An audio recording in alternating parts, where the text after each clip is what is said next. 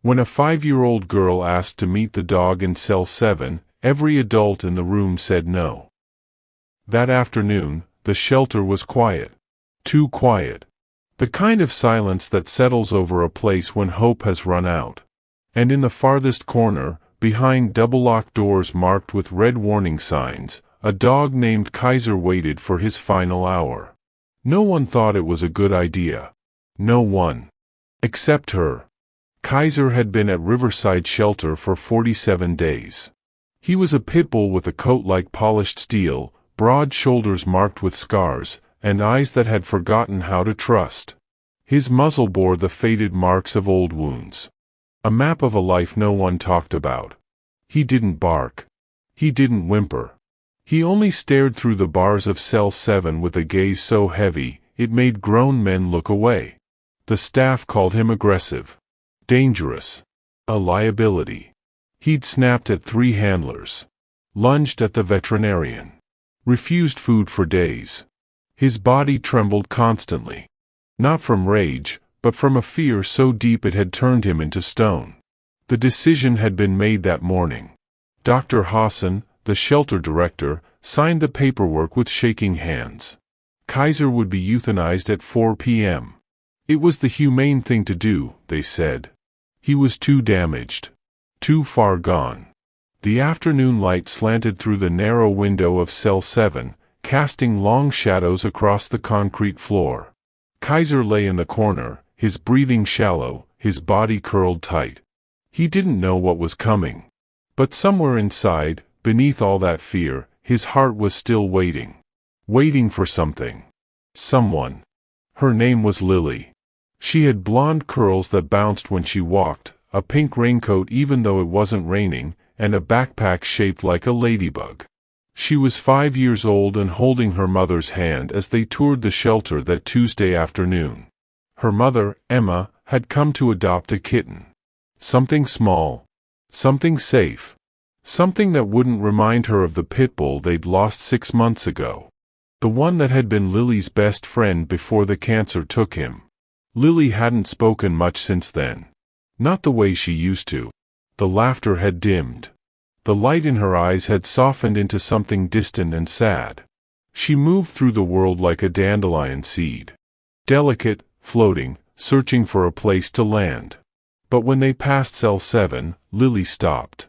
She pressed her small face against the glass window of the observation door and whispered, "Mama, he's sad."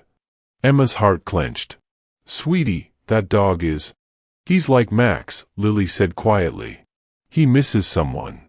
Emma knelt beside her daughter, fighting back tears.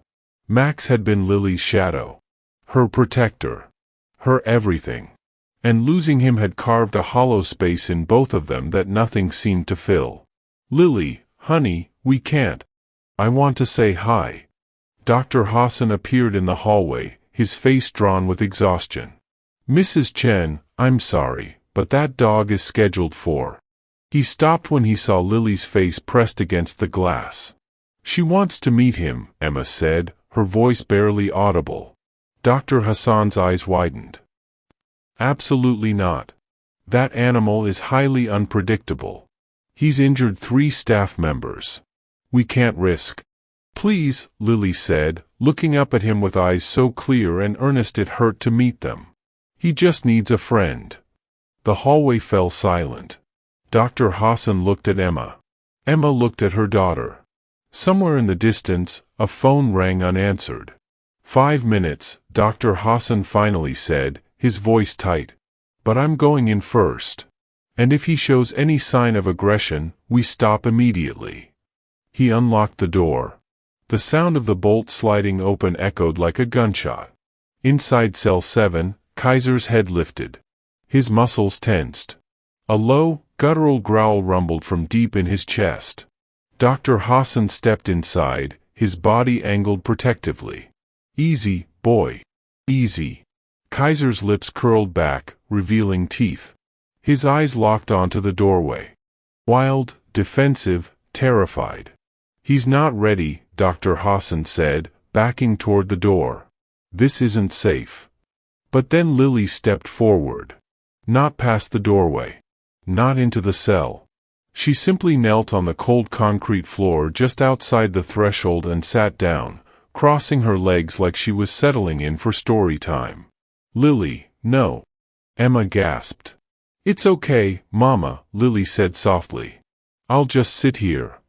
Everyone froze. Kaiser's growl faltered. His ears twitched. This small creature wasn't advancing. Wasn't reaching. Wasn't demanding. She was just there. Still. Quiet. Lily folded her hands in her lap and tilted her head, studying him the way only a child can. Without judgment, without fear, without pretense. "Hi," she whispered. The growling stopped. Kaiser's body remained rigid, but his eyes, those dark, guarded eyes, flickered with something unnamed. Confusion, maybe. Or the faintest ember of curiosity. Lily didn't move. She just breathed. In and out. Slow and steady. The kind of calm that only innocence carries. "My dog died," she said, her voice barely louder than a breath. "His name was Max. He was big like you." Kaiser's ears flattened slightly. "He got really sick," Lily continued, her words simple and unburdened. "And he was scared at the end. I could see it in his eyes. But I stayed with him. I told him it was okay." A tear rolled down her cheek. She didn't wipe it away. "Are you scared too?" Something inside Kaiser shifted. The concrete walls of cell 7 seemed to tremble with the weight of it. His breathing slowed. His body, coiled like a spring for so long, began to soften. Just a fraction. Lily reached into her ladybug backpack and pulled out a small stuffed dog, worn and faded from years of being loved. "This is Buddy. He helps me when I'm sad. Maybe he can sit with you?" She placed the stuffed animal on the floor, just inside the cell. And then she waited. Dr. Hassan stood frozen, his hand on his radio.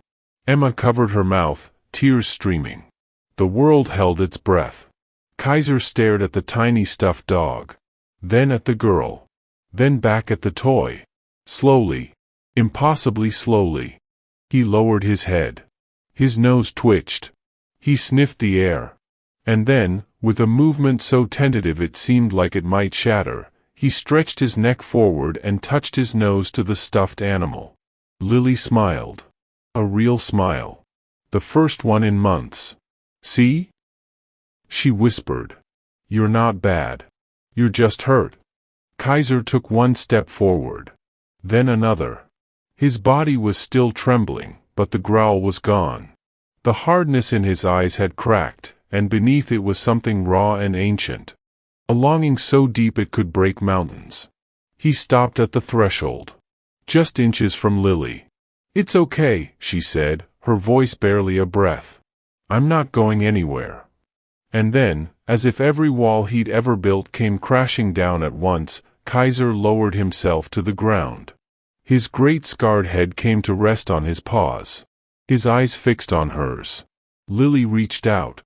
Not quickly, not forcefully, but with the gentleness of someone who understood pain. Her small hand hovered in the air between them. "Can I?" she asked. Kaiser's eyes softened. And for the first time in 47 days, his body went still. Truly still. The trembling stopped. Lily's fingers touched the top of his head. Kaiser closed his eyes. The shelter went silent. Dr. Hassan lowered his radio, his eyes wet. Emma sank to her knees, sobbing quietly. Even the fluorescent light seemed to dim in reverence. In that moment, there was no cell. No bars. No fear. Just a 5-year-old girl and a broken pit bull, breathing together in the golden light of a second chance. Kaiser leaned into her touch. And Lily, this tiny child who had carried so much grief in her small heart, leaned forward and rested her forehead against his. "You're safe now," she whispered. "I promise." Kaiser didn't die that day. He went home with Lily and Emma 3 hours later, after the fastest adoption paperwork Riverside Shelter had ever processed. Dr. Hassan stood in the parking lot and watched them leave. A little girl in a pink raincoat, a scarred pit bull walking steadily beside her, and a mother who had rediscovered hope. They say that innocence sees what wisdom cannot. That love speaks a language older than words. That sometimes, the most broken souls are the ones who understand each other best. The day Lily walked into cell 7 wasn't just the day Kaiser's life was saved. It was the day two hearts, one human, one canine, learned to beat again. Together. If this story touched your heart, share it with someone who needs hope today.